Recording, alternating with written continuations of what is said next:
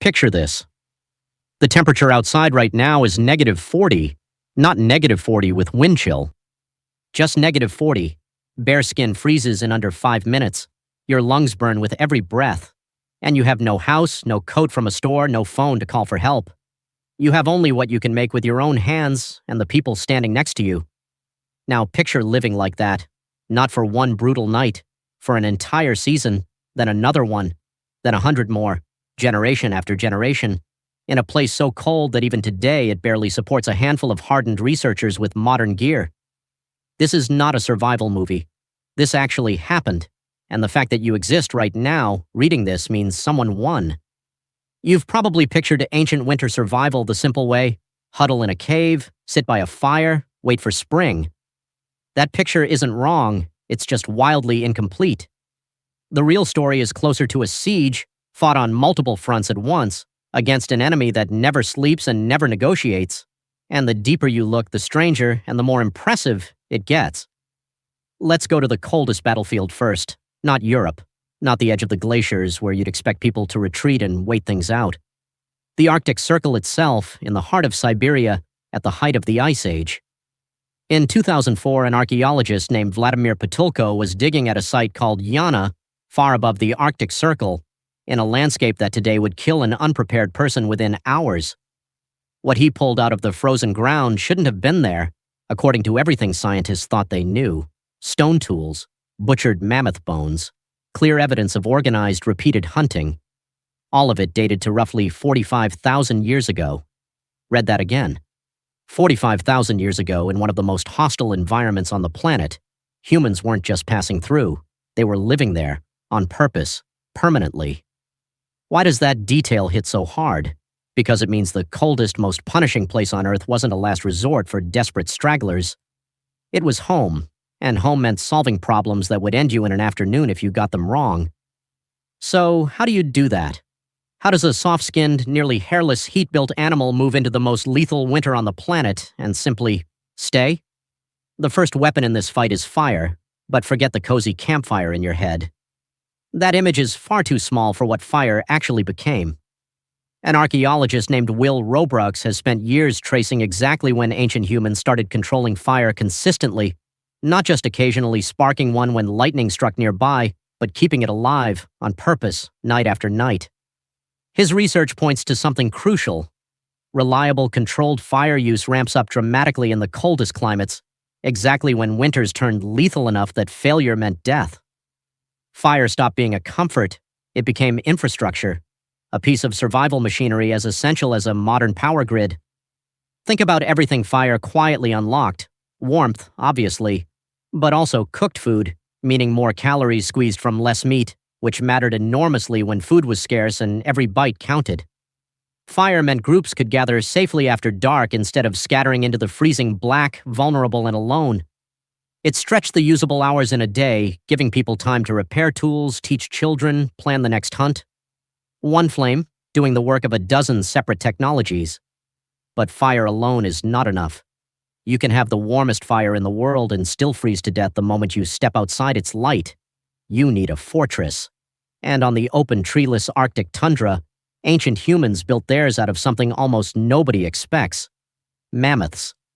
Across sites in Ukraine and Russia, archaeologists have uncovered circular dwellings built entirely from mammoth bone, skulls stacked as a foundation, jaws and long bones locked together like a puzzle, the whole structure likely wrapped in hides and packed with snow and sod for insulation.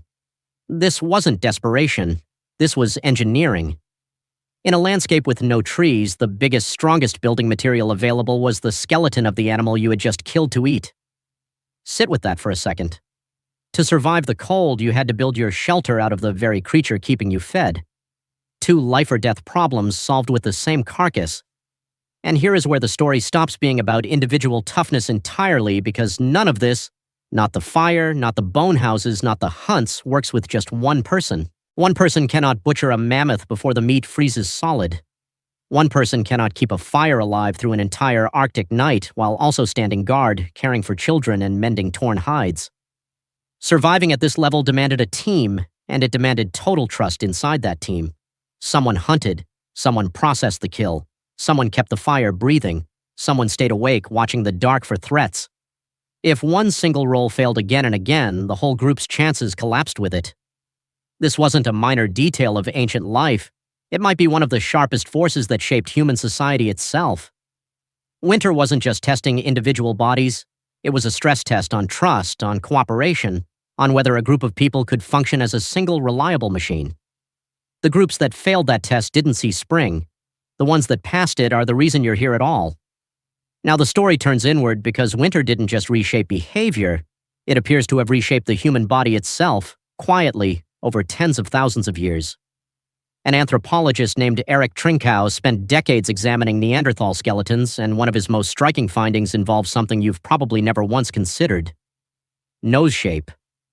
Neanderthals who endured repeated glacial winters in Europe developed unusually large, wide nasal cavities. That's not random. A bigger nasal passage gives freezing, dry air more time and more surface area to warm up and gain moisture before it ever reaches the lungs. It's a built-in air conditioner running in reverse, shaped by evolution because there was no other way to precondition the brutal air these populations had to breathe every single day. Populations facing extreme cold, generation after generation, also tended to grow stockier, more compact bodies, a build that holds heat more efficiently by shrinking surface area relative to volume. Your ancestors weren't just gritting their teeth through winter. Over enough centuries, winter was quietly rewriting their skeletons. So by the time you reach a fully modern human living through an Ice Age winter, you're looking at something almost absurd in its complexity. A body physically reshaped to hold heat, a nose engineered to warm lethal air before it hits the lungs, sewn fitted clothing trapping warm air against skin, fire running not as comfort but as critical infrastructure, shelters built from the bones of the largest animals on the tundra, and holding the entire system together, a tightly coordinated group where every single person's role mattered to everyone else's survival. That is not one person toughing it out. That is a fully stacked survival system, biological, technological, and social, all firing at once, all the time, with zero room for failure. And here's the twist that should genuinely get under your skin. Every piece of that ancient system is still running right now, quietly, underneath your ordinary life.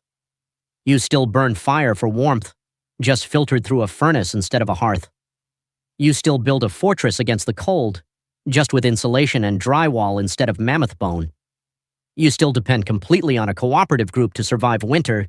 You just call it a job, a family, a power company, a supply chain, instead of a hunting band scattered across frozen tundra. The machinery got quieter. It got automatic. But the underlying need behind it never actually left. You're not less dependent on these systems than your ancestors were. You're just insulated from noticing how dependent you still are, right up until a storm knocks the power out and that thin illusion cracks open for a night. Even the instinct to gather with people during the darkest, coldest stretch of the year, holidays clustered suspiciously close to the winter solstice in nearly every culture on Earth, might be the same ancient pressure echoing forward.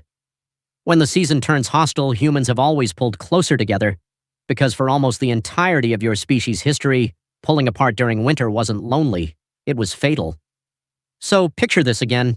The temperature outside right now is -40. No house, no coat from a store, no phone. Only what you can build with your own hands and the people standing beside you. But the real reason you're alive to even imagine that scene at all is far stranger than a coat or a furnace. It goes back to a species that turned fire into infrastructure, bone into shelter, cooperation into survival, and its own body into a weapon built specifically to outlast the cold that should have wiped it out.